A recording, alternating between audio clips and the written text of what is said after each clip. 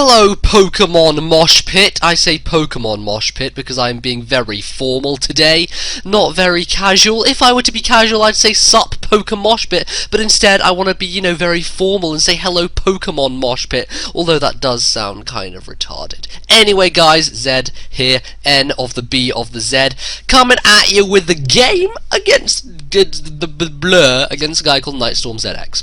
And yeah, kind of using a bit more of a standardish team, and he has a Blissey, so all is fair in peace and war, or something. That's how the phrase goes. But he leads off with a Burungeru, as Wild Chase likes to call it, now known as Jellicent, and he sees my rocks coming, so he goes into Volcarona. And this is why you should not be greedy at the start of a game, because he's like, yo dog, I'm gonna set up on you with a quiver dance. I'm like, my name's Skarmory, I'm gonna brave bird motherfucking everything.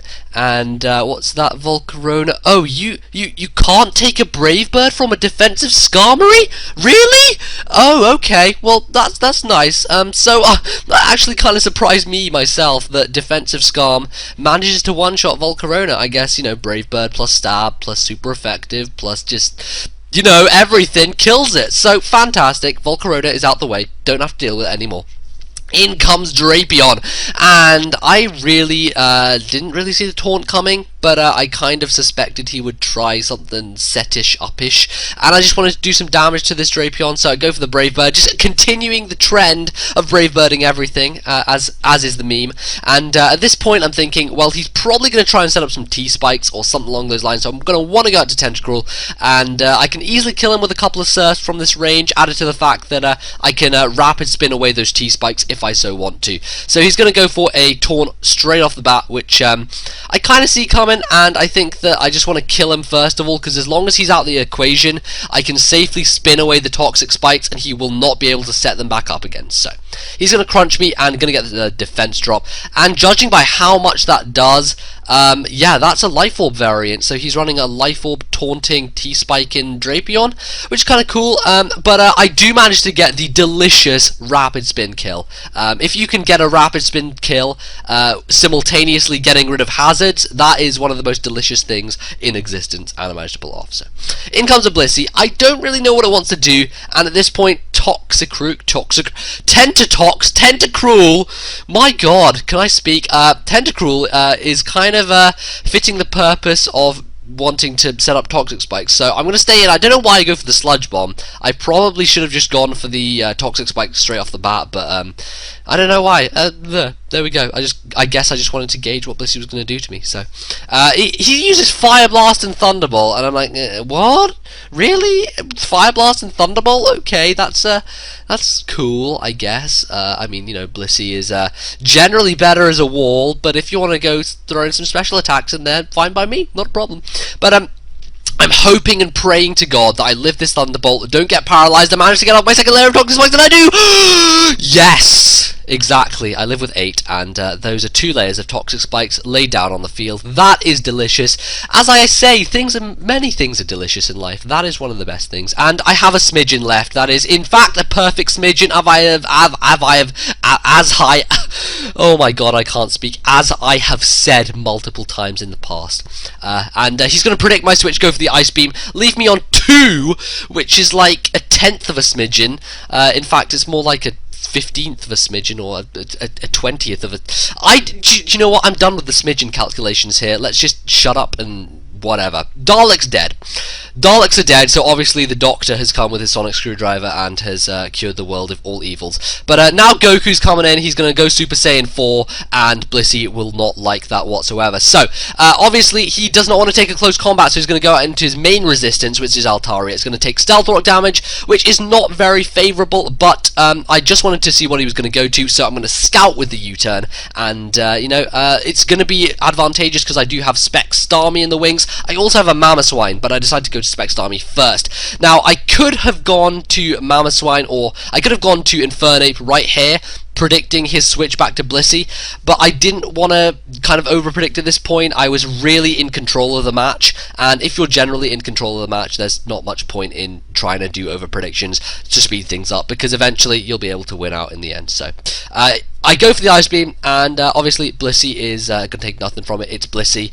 Everyone knows that Blissey just like sits there and sponges like a giant sponge. So the Thunderbolt is kind of obvious, and you know, the perfect thing to go to is my Tuscan Raider here, my Mamo Swine. So I'm going to take that Thunderbolt. Delicious. Why? How many times I said deliciously in this narration? Really, it's getting to be a habit, a bad habit. I don't.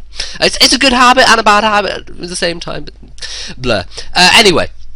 I really don't see Blissey living an earthquake. I mean, it could do, but I hope it's not going to, and thankfully it doesn't. So I managed to take out Blissey with a Life Orb Earthquake with Stab. That is a really nice, clean kill, and Blissey is finally out the way. So in comes Gallade, and Gallade is in fact the same base speed as Mamoswine, so I'm going to switch out here. I'm not sure if he's going to be a Scarf set. He may even be Jolly. I'm pretty sure my Mamoswine is Adamant, so I don't want to risk a speed tie. I also don't want to risk if he's Scarfed, or risk if he's anything else for that matter that could possibly outspeed Mamoswine. And I know that an Ice Shard will not do much to him, and I do want to keep Mamoswine for Altaria if my Starmie doesn't get to do anything later. So at this point, obviously Skarm's going to come in, and I'm going to take a Drain Punch, sponge the hit, and then try and hit him back with a Brave Bird. But he sets up a Bulk Up, which is going to allow him to live this hit, but in the long run, not really the best of ideas for him. Brave Bird everything is going to pretty much annihilate the Gallade to the point at which Toxic's going to take him out in a couple more turns. He could Drain Punch me and get himself back a little bit, but that's around maybe, what, 50, 60-ish HP he's going to gain back from the Drain Punch, which isn't really going to help him in the long run, because Toxic does stack very heavily, and he's going to go down eventually. So he's pretty much at low health with this Toxic, and I'm going to bring in something else to destroy the Gallade. I can't quite remember what, because I have so many options to just destroy his life with. I'm kind of picking and choosing here. So I'm going to go to the Tuscan Raider. I guess an Ice Shard at this range is going to KO, and there's really not much of an issue that I have with going for it at this point. He has nothing to switch into safely on the Ice Shard, I do believe. I don't really think he has anything apart from... Well, he has Jellicent. He could have gone to Jellicent, I guess, but then an Ice Shard followed up by an Earthquake wouldn't have been favourable, so... each to their own, but I do want to keep Mamoswine because it's an easy, solid counter to his Altaria, and I'm going to go to Starmie, which is a very nice multi-purpose switch. It not only allows me to take the Scald, if I get burned I have Natural Cure, added to the fact that I have Specs Thunderbolt. So there are 3 reasons to switch in Starmie, and all 3 of them are just perfect for taking on Jellicent. So there you go for the Thunderbolt, and Jellicent is going to die after poison maybe, but I don't think it will because it hasn't done enough, and he hexes me. I live on 39, and he has Life Orb, and I'm like, okay, he's running Life Orb Jellicent, that's cool. So yeah, okay, so he's running Life Orb Jellicent and slightly offensive Blissey.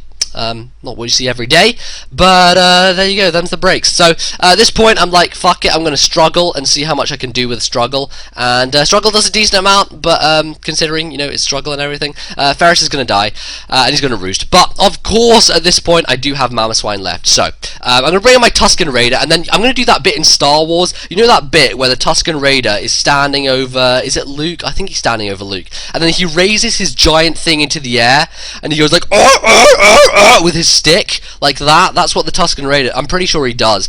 And I think, like, in a documentary they said he did it once, but they wanted him to do it again, so they like rewound it and put it forward again and again, like a Tuscan Raider, and then he looked like he was spazzing out. That's the kind of the situation right here with Mamoswine and Altaria. I know it doesn't make much sense to people who don't watch Star Wars / aren't gonna get that reference, but I decided to put it in there, so there you go. That is going to be the end of my narration today. I know that it was all over the place, had random references, and was generally a pretty average game, but I thought that I'd try and spice it up, so there you go. I will see you guys next time on the PokeMoshPit. Be sure to like this video, and be sure not to have voice cracks like me, because that's bad. And if you like this, then check out my own channel. Link will be in the description. So clickety-click away! I'll see you guys next time. Love you all. Goodbye.